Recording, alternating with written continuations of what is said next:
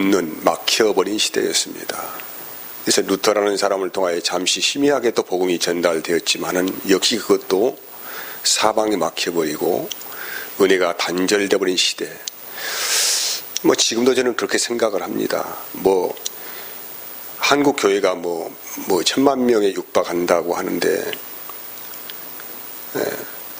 사실은 어떤 종교적인 의식 안에서 그 신앙생활을 하시는 분들이 거의 태반일 것 같고, 또 복음도 사실 교회에서 전달되지 않는 그 어둠에 장악되어 있다고 저는 생각합니다. 다는 그렇지는 않겠지만은. 오늘 본문의 말씀, 가늠하다가 현장에 잡힌 여인을 고발한 사건으로 시작을 합니다. 그러면은 이제 가늠하다가 현장에 잡힌 이 사람은 당시에 모세 율법대로 한다면은 심각한 죄를 저지른 사람이지요. 사형을 시키는 제목에 해당된 사람입니다. 근데 왜 이렇게 중대한 범죄를 저지른 여인을 재판장으로 끌고 가지 아니하고 왜 예수님 앞으로 데리고 왔느냐에 대해서 시작한 것입니다. 여기에 예수님 앞에 끌고 온 자들은 본문에 기록하기를 바리새인과 서기관들이라고 하죠. 아시다시피 바리새인, 서기관 하면은 어떤 생각이 듭니까? 이들은 율법을 잘 이해하고 알고 있는 사람들이었지요. 그래서 얼마든지 누가 말씀을 통하여 교제하자고 하면은 율법 조항을 잘 나열도 하고 설명도 할 수 있고 설득도 할 수 있는 그런 율법에 대한 권위를 가지고 있는 사람들이라고 할 수 있습니다. 그들이 앞장세워서 현장에서 잡힌 가늠한 여인을 끌고 와서 예수님께 질문을 합니다. 이 여인을 모세 율법대로 하면은 돌로 쳐 죽여야 하는데 선생께서는 어떻게 생각하십니까? 라고 질문을 하지요. 이들이 예수님께 이런 질문을 한 이유는 있지요. 그 이유가 뭐냐면은 이들은 이미 그들이 계략에 예수님께서 걸려들 것이다. 이런 계산법을 가지고 예수님께 나온 것입니다. 예수님은 그 행적을 쫓아보면은 누구와 함께 길고 계셨습니까? 죄인들과 함께 계셨죠. 여기서 죄인이라고 말하는 것은 현재 우리 사회에서 이해하는 죄인이 아닙니다. 유대인의 법에, 다시 말하면 율법을 어긴 사람들을 죄인이라고 하죠. 그리고 심하게 되어지면은 이 율법을 어긴 사람들이 하나님의 저주를 받게 되는데, 그 저주의 표징이 뭐냐면은 심각한 병이 들기도 하고 또 어떤 사람은 문둥병이 들기도 한다는 것입니다.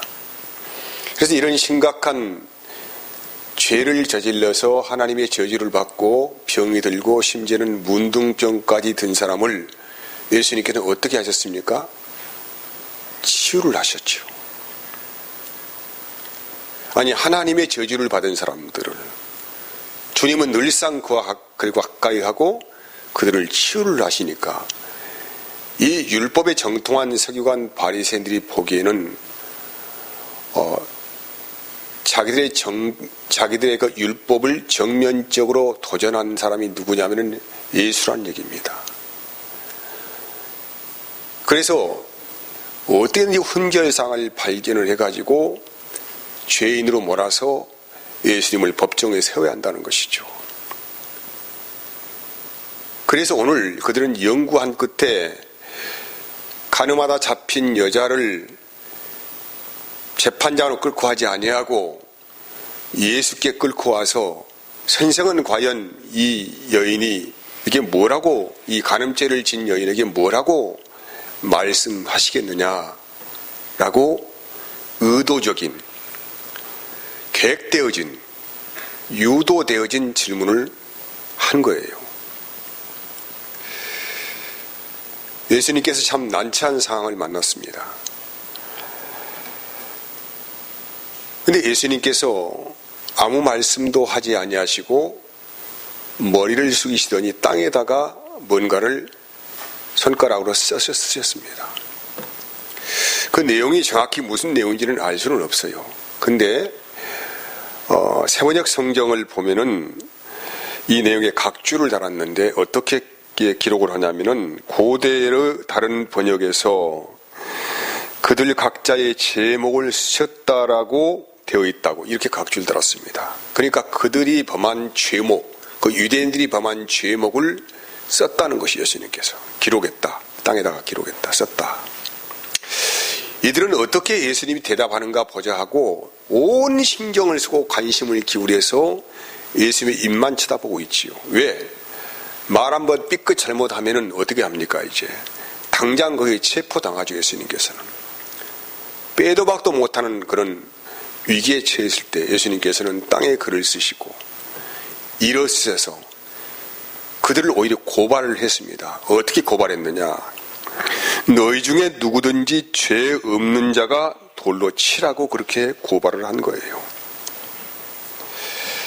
예수님의 이 말씀은 매우 위험이 있었고 권세가 있는 말씀이었고 이 말씀을 들은 그들은 심정적인 변화가 일어나기 시작을 했습니다. 다시 말하면 그들의 심령에 깊이 파고 들어갔다는 얘기죠. 사람은 율법 앞에 서면은 모두가 작아지고 죄인이 됩니다. 여러분 그런 기분 어떻게 보였어요? 나는 현재 지금 우리나라 헌법을 제가 말하겠어요. 아무런 죄가 없는데 갑자기 검찰에서 전화가 왔어. 아니면 경찰서에 출두하라고 해. 그럼 어떤 심령이 되겠어요? 위축되겠지요. 뭔가 내가 모르는 어떤 죄를 저질렀을까? 그런 것보다 훨씬 더 위험 있는 권세 있는 말씀이신 예수님께서 정면적으로 너희들 중에서 죄가 없는 자가 이 여인을 향하여 돌을 던지라고 말씀하실 때 이 말씀은 누구의 말씀입니까? 우리를 창조하신 하나님의 말씀입니다. 그래서 이 말씀이 그들의 심령 안에 깊이 파고들자 그들은 어떻게 말할 수 없는 지경에 이르렀습니다. 서로의 눈치를 보다가 어떻게 할까 고민하다가 한 사람 두 사람씩 그 자리를 빠져나가서 결국에는 한 사람도 거기에 남지 않게 되었다. 여러분 사실 이 여인을 향하여서 돌을 던질 사람은 아무도 없어요. 왜? 양심의 고발을 받으면은 또 율법을 통하여 자기 자신의 모습을 보면은 모두가 죄인으로 다 드러나기 때문에 어느 누구도 이 여인을 향하여서 돌을 던질 수가 없는데 유일하게 이 여인을 심판할 수도 있고 용서도 할 수 있는 죄가 없는 한 분이 계시는데 바로 그분이 예수 그리스도이세요. 예수님만이 여인을 용서도 할 수 있고 심판을 하실 수 있는 권세가 있는 분이다. 이 권세라고 하는 것은 뭡니까? 그분만 죄가 없다는 말이죠. 어떤 분이 여러분과의 관계 안에서 뭐라고 말을 할 때에 우리는 뭘 생각합니까? 그가 말한 사람이 얼마나 권위가 있는 사람인가 이걸 우리가 생각하는 게 아닙니까? 이 권위라고 하는 것은 당신이 그렇게 말한 대로 살고 있느냐 이것을 묻고 있는 거예요. 도둑질하지 말아라 이렇게 말을 했을 때에 이 도둑질하지 말라고 말을 할 수 있는 사람은 어떤 권세를 가지고 있냐면은 도둑질을 안 해본 사람만이 이런 권세를 가지고 있는 거예요. 이게 말의 권세입니다. 여러분이 여기에 있는 목사가 아무리 별 말을 하더라도 저를 존중하지 않는다고 한다면은 제 말씀은 다 땅에 떨어지게 될 것입니다. 그럼 저를 존중하는 것이 무엇입니까? 과연 저 목사가 저렇게 전하는 말씀대로 살고 있느냐, 살고 있지 않느냐에 따라서 여러분은 그 말씀이 받아지기도 하고 아니면 땅에 떨어뜨리기도 합니다. 그래서 목사는 자기의 권위로 말하지 않아요. 자기의 권위로 말씀을 전하면은 여러분에게 공격을 당합니다. 그래서 목사는 말씀의 권위를 가지고 말하는 거예요. 성경에 이렇게 기록이 되었더라. 이렇게 해야 나도 살고 여러분도 살게 되는 거예요. 바로 이것이 예수님의 권세입니다. 근데 주님은 그런 권세를 가지고 있어요. 주님은 무죄하신 분입니다. 죄가 없는 분이라 이 말이죠. 죄가 없는 분이 사람을 심판할 수도 있고 용서할 수도 있는 유일한 권세를 가지고 있다는 그런 말씀이라고 할 수 있어요. 여기에서 이 말씀을 좀 우리가 더 이해를 하기 위해서 8장 1절 2절 말씀 보면은 예수는 감람산으로 가셨다고 해요. 감람산은 어떤 산입니까? 후에 알게 되겠지만은 예수님이 십자가에 못 박힌 그 장소입니다. 감람산이에요. 그리고 이어진 말씀 2절에는 어떤 얘기입니다. 아침에 다시 성전으로 들어오시니, 여기 성전이라는 말이 있어요. 성전은 여기에서 어떻게 해석을 합니까? 우리는 이제 예수님이 성전이시죠. 성전 대신 그분께서 우리의 죄를 담당하시고 십자가 지시는 곳이 감람산이다 이 말이죠. 이제 그 말씀을 현재 요한복음 8장에서는 하시기 이하에서 이 가늠한 여인에 대한 이야기를 현재 기록을 하고 있습니다. 가늠한 여인이 돌로 쳐 죽임을 당해야 합니다. 왜? 이 여인은 율법을 범했기 때문에. 마땅히 율법대로 한다면 이 여인은 돌로 쳐 죽임을 당해야 되겠지요. 그런데 이 여인의 죄를 누가 담당하십니까? 예수님께서 담당을 하신다는 그 십자가의 사건을 계시로 보이고 있는 사건이라 이 말이에요. 십자가의 사건이에요. 갈라디아서 3장 13절 보면은 그리스도께서 우리를 위하여 저주를 받으셨는데 왜 받으셨습니까? 저주를 받은 바 태사 왜? 율법의 저주에서 우리를 속량하셨습니다. 그러니까 그냥 주님이 십자가에 달린 게 아니에요.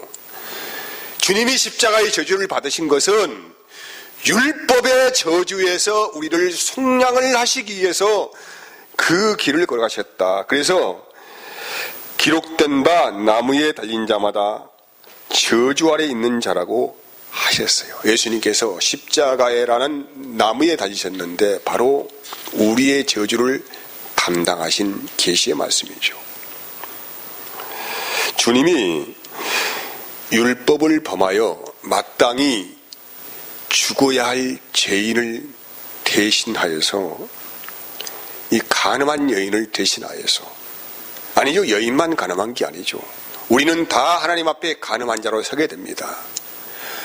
그래서 우리를 위하여서 십자가에 대속을 하셨다라는 말씀을 현재 보여주는 사건이고 하나님의 용서를 우리에게 말씀하시는 사건을 기록한 것입니다. 이 용서받은 자에게 주님께서 여기에 중요한 말씀을 하십니다. 사람들이 다 떠났어요. 이제 예수님과 여인만 남았어요. 주님이 이 여인을 향하여서 마지막 떠나보내면서 이런 말씀을 하셔요. 나도 너를 정죄하지 아니하노니. 11절 말씀 아닙니까? 나도 너를 정죄하지 않는다. 여기 정죄는 무슨 정죄입니까? 나도 너를 율법으로 정죄하지 않는다 이 말이죠. 그냥 정죄가 아니죠. 나도 너를 율법으로 정죄하지 않는다. 아느니 가서 다시는 죄를 범하지 말라고 하십니다. 여러분, 누구든지 율법 앞에 서면은 죄인이 됩니다. 그럼 어떻게 이렇게 다시는 죄를 범하지 말라고 하는데 이게 가능한 말입니까? 다시 예수님께서 이 여인에게 그 율법이라고 하는 무거운 죄의 짐을 씌우려고 하신 말씀입니까? 이 말씀을 잘못 이해를 하게 되어지면 다시 여자가 간음죄를 저질러서 율법 어겼으니까 돌아가서 다시는 내가 능수했으니까 다시 죄를 이 간음죄를 지지 말아라, 이런 말씀인가 보다라고 이해를 할 수가 있겠지요. 이렇게 되어지면은 복음이 아니죠. 이제 아니, 예수님께서 이 여인을 용서해 놓고 다시 무거운 율법의 무거운 죄짐을 그에게 씌운다 이 말입니까? 이것은 이제 성경을 잘못 이해하게 되어지면은 이 말씀을 그대로 받아서 죄라는 인식을 잘못하게 된다, 이런 말이겠지요. 요한일서 3장 9절에도 이런 말씀이 있어요. 하나님께로부터 난 자마다 죄를 짓지 아니하나니. 하나님께로부터 난 자는 죄를 짓지 않는데요. 이는 하나님의 씨가 그의 속에 거하며 그도 범죄하지 못하는 것은 하나님께로부터 났음이라고 합니다. 그러면 여러분은 현재 여기 있는 모든 분들이 한 분도 예외 없이 다 거듭난 그리스도인이나 가정을 합시다. 거듭난 그리스도인이라고 가정했을 때 여러분은 죄를 안 짓고 삽니까? 아니, 하나님께서 난 자는 다 죄를 짓지 않는다고 말씀하셨잖아요. 왜 죄를 짓지 않느냐, 그 이유까지 말하잖아요. 그들이 범죄하지 못하는 거다. 하나님께로서 났기 때문에 범죄하지 못한다. 어려운 말씀 아니에요? 여기에서 그래서 이 죄를 짓지 말라고 하신 이 말씀은 율법을 어기며 살지 말라는 말씀이 아니라 이 말이죠.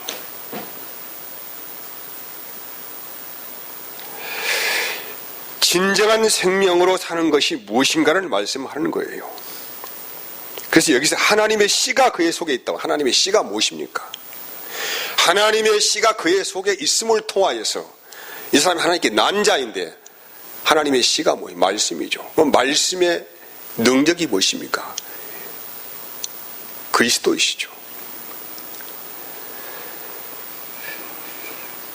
여러분, 예수님께서는 율법의 마침으로 오셨고 또 둘째 것을 우리 안에 세우시려고 오신 분인 것을 여러분 잘 이해해야 합니다. 뭐로 오셨다고요?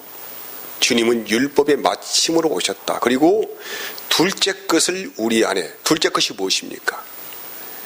새 언약이죠. 이것을 우리 안에 세우시려고 오신 분이다. 이 말씀을 잘 좀 이해를 해야 한다 이 말이에요. 가늠한 여인이 용서를 받은 것은 전적인 예수님의 은혜의 베푸심입니다. 사람은요, 주님의 은혜를 경험해야만이 비로소 심정적인 변화가 일어나요. 이 은혜를 경험하지 아니하면은 사람은 변하지 않아요. 전혀 심정적인 변화가 일어나지 않아요. 그냥 굳어진 그 신앙의 어떤 체계 안에서 그냥 살아갈 뿐이에요. 그래서 반드시 주님을 경험해야 하는데, 주님을 경험한다는 말은 그 주님의 은혜를 경험한다 이 말이에요. 은혜. 그분을 통하여 우리에게 전달되어지는 은혜를 경험해야만이 비로소 하나님이 어떤 분인지를 아는 지식이 이 안에 생기게 돼요. 생기게 된단 말이에요. 요한복음 8장 21절 이거 보면은 32절 말씀 보면은 진리를 알지니 진리가 너희를 자유하게 한다 이렇게 기록이 되어 있어요. 진리가 무엇입니까? 진리는 예수님이시죠. 왜? 주님이 말씀으로 오셨으니까. 주님이 입을 통하여 말씀하신 게 아니란 말이에요. 주님은 그분의 온전한 삶을 통하여서 진리로 사는 것이 무엇인지를 다 그분께서 보여주셨어요. 이게 주의 말씀이에요, 이것이. 말로 가르치는 선생으로 오신 분이 아니고 예수님은 그분의 삶을 통하여 진리로 사는 것이 무엇인지를 우리에게 보여주게 하시고 들려주셨다 이 말이에요. 보고 듣게 하셨다 이 말이죠. 그래서 예수님이 진리가 되시는다 말이에요. 진리의 말씀으로 오셨다. 이렇게 우리가 이야기하는 거예요. 그래서 이 진리로 오신 주님을 경험하게 되어지면은 사람은 그때부터 은혜를 받는데, 그때부터 은혜 받은 사람은 어떻게 변화가 되냐면은 율법의 종이 아니라 진리로 사는 진리의 종으로 완전히 변화가 돼요. 이제는 율법의 종이 아니라 어떻게 된다고요? 진리로 사는, 다시 말하면 주님의 생명으로 사는 진리의 종이 된다 이 말이에요. 종이.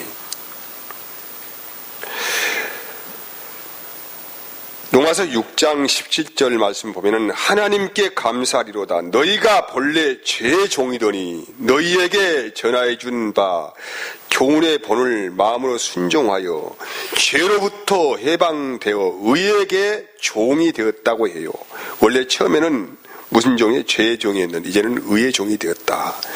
그리고 23절에는 죄의 삭슨 사망이요 하나님의 은사는 그리스도 예수 우리 주 안에 있는 영생이다.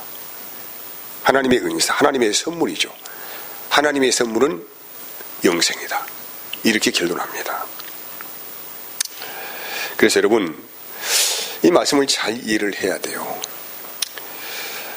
이 말씀을 잘못 이해하고 현재 아주 정확하게 실천하고 있는 이단이 있는데 구원파라고 하는 그 이단이 있어요. 우리 이단이라고 하잖아요. 구원파를. 이 사람들은 내가 현재 지은 죄, 과거의 죄, 현재의 미래의 죄까지 예수님께서 다 용서하셨다. 이렇게 생각을 해요. 다 용서를 하셨으니까 나 그거 믿고 있다. 믿고 있으니까 다 한 게 과거, 현재, 미래 모든 죄를 주님이 다 용서를 하셨으니까 내가 이 세상에서 짓는 죄는 세상의 법정에서 심판받으면 된다. 그래서 자유하게 살자. 이렇게 생각하는 거예요. 어떻게 보면 많은 것 같기도 해요. 그러니까 이게 이런 구원파 비슷한 파가 성경에도 기록되어 있는데 니골라당이라고 하는 초대교회 때 니골라당이라고 하는 그런 이단들이 있었어요. 근데 이들의 사상은 어떤 사상이었냐면은 영원히 구원을 얻었으니까 육은 마음대로 살아도 된다. 이런 생각을 가지고 있었어요. 영은 선하다. 육은 더럽다. 이런 개념이죠. 이들은 그래서 영은 구원받았으니까 온갖 세상의 죄를 지어도 별 무방하다. 그냥 이 죄를 짓는 것을 합리화시키는 것이죠. 죄에 대하여 그들은 자유했어요. 다 죄 지을 수 있지 뭐. 영은 구원받았는데. 이게 니골라당의 그런 사상이었다니까요. 다시 말하면 율법에서 자유를 완전히 얻었다고 한 것이란 말 생각한 거예요. 완전히 자유를 얻으니까 이 자유의 몸이 되었다. 자유의 몸이 되었으니까 이제는 자유롭게 살자. 내가 생각한 대로, 내가 마음 먹은 대로 사는 거 하나님이 기뻐하지 않겠느냐 이 말이죠. 이제는 완전히 자유가 되었다. 해방이 되었다 이 말이죠. 누가 나를 구속할 수가 있겠느냐. 이런 묘한 사상이 그들의 머리 안에 꽉 차게 되었어요.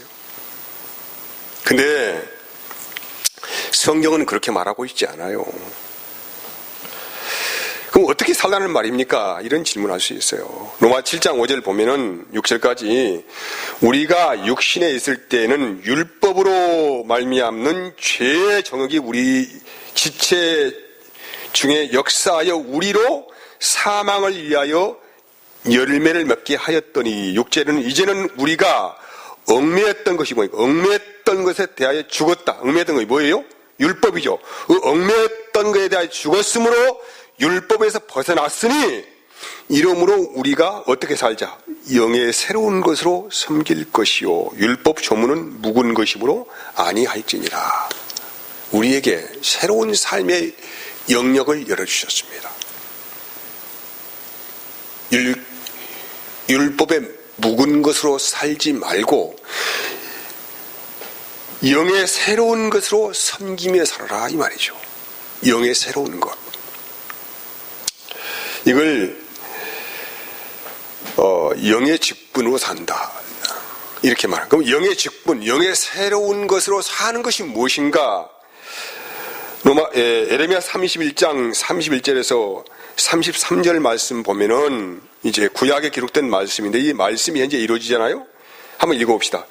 에레미야 31장 31절에 33절 보면은 나 여호와가 말하노라. 보라 날이 이르니 내가 이스라엘 집과 유다 집에 새 언약을 세우리라.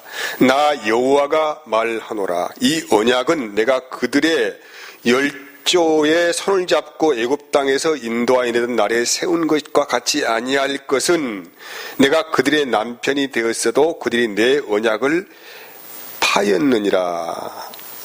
그러니까 하나님께서 출애굽해서 그들을 구원했죠. 그래서 율법 주셨죠. 근데 그렇게 주었어도 그들은 율법을 따라 살았다 못 살았다? 못 살았다. 그래서 주님이 새로운 은혜를 주시겠다 이 말이죠. 이제 그 새롭게 은혜를 준 게 뭐냐면은 그날 후에입니다. 그러나 그날 후에는 어떤 날입니까? 내가 이스라엘 집에 세울 언약은 이러하니 그날 중요하죠. 주님의 때입니다. 예수 그리스도 때죠. 주님이 우리를 위하여 언약을 완성하신 그 기점을 말씀하시는 것입니다.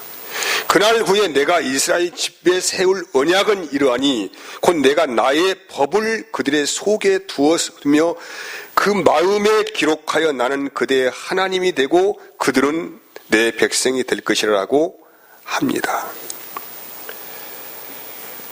이제는 그러니까 이 마음에 새 법을 심어 주어서 그 마음에 하나님의 말씀을 떠나지 않고 살게 함으로 나는 그들의 하나님이 되시겠다 이런 말이거든요. 우리가 하나님 하면 그냥 하나님이 아니에요.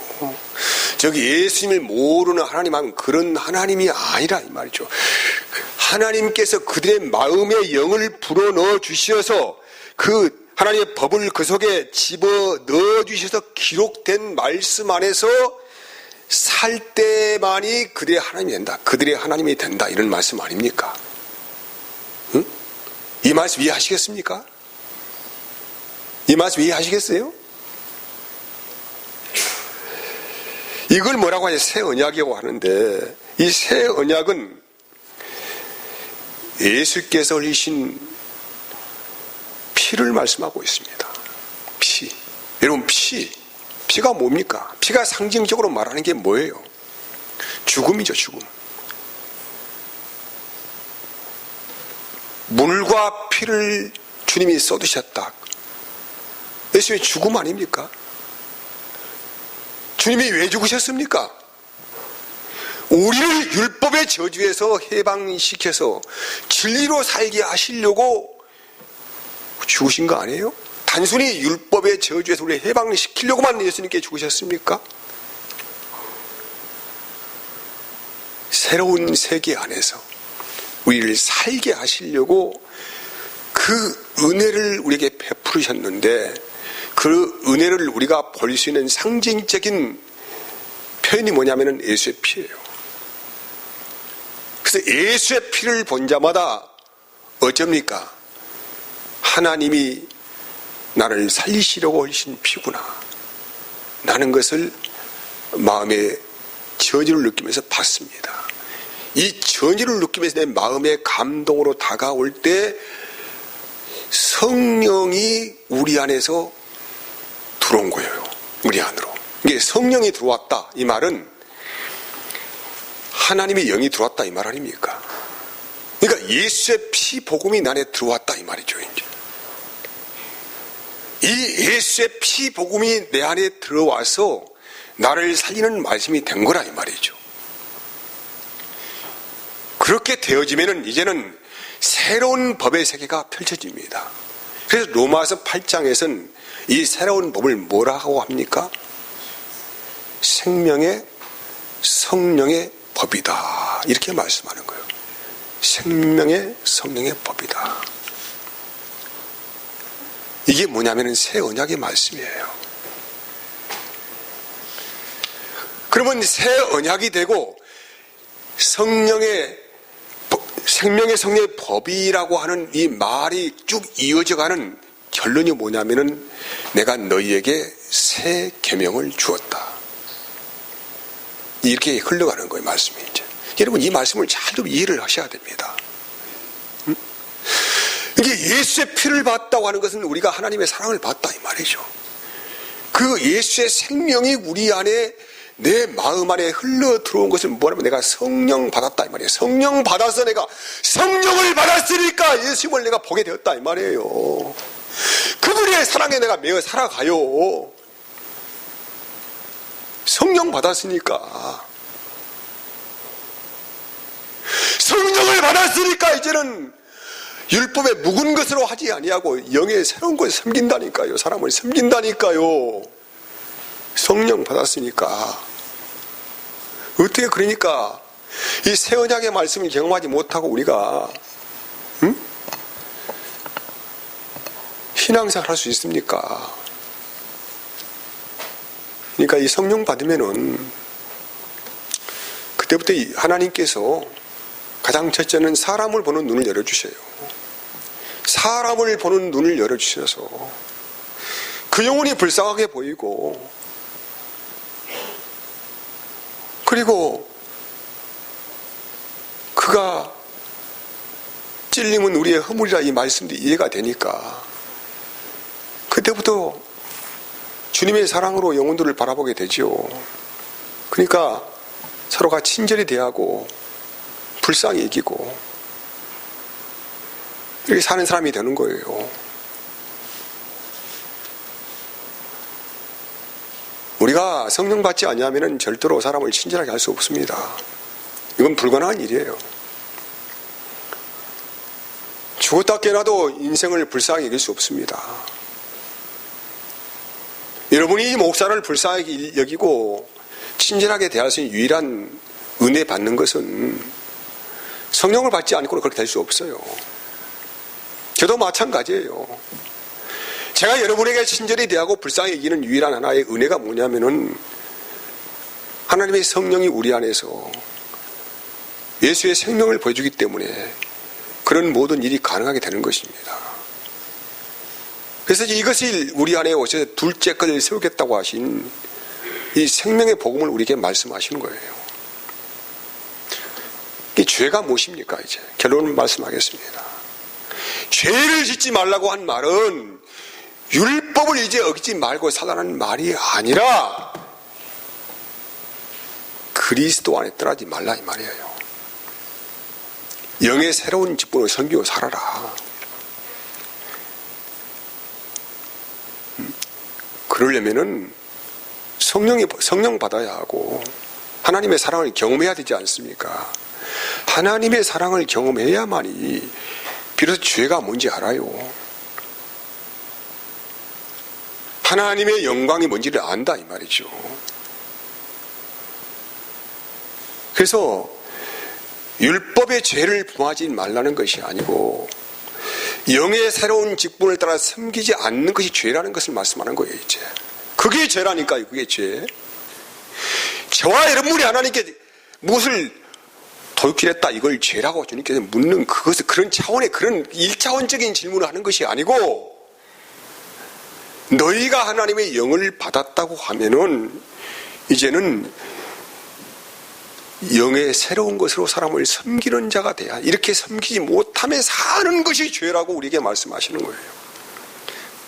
그래서 이렇게 말씀합니다. 너는 다시는 율법의 무거운 죄짐을 지지 말고 영의 새로운 직분으로 섬기는 자가 되어야 한다. 이렇게 되지 않으면 너는 죄를 짓게 된다. 이런 말씀을 하고 있는 것입니다. 한 절만 읽고 끝내겠습니다.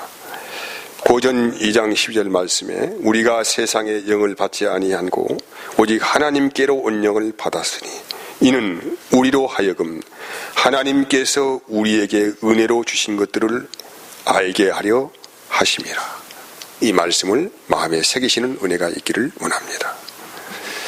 하나님